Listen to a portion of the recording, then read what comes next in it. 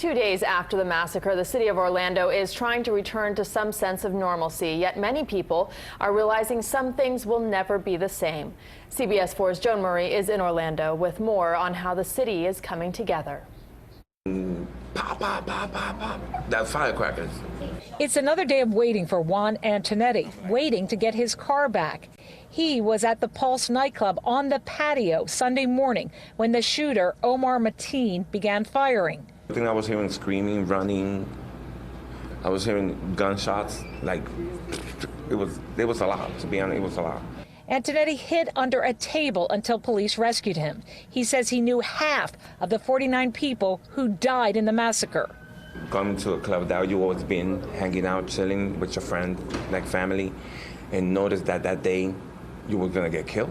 The mass killing has had a deep and lasting impact on Orlando. The Springers, who knew some of the victims, offered prayers at one of the many makeshift memorials springing up around the city. I think in one way it united the city. I think that a lot of people opened up their eyes to, how, judgmental this world still is in many ways.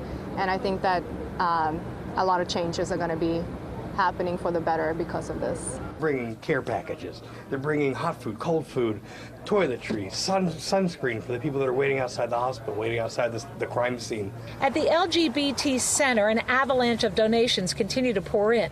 All are being donated to the victims and their families. In the wake of the shootings, the center has stepped up security.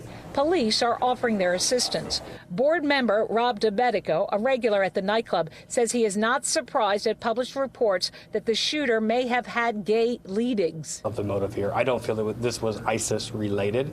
I feel this was a individualized attack on the LGBT community by someone who was oppressing their own homosexual tendencies and their activities.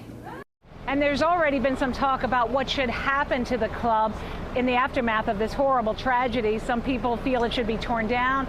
Others say it should be rebuilt. Juan Antonetti, whose car was trapped in there, he says he would be willing to go back because he does not want to see hate win. In Orlando, Joan Murray, CBS 4 News.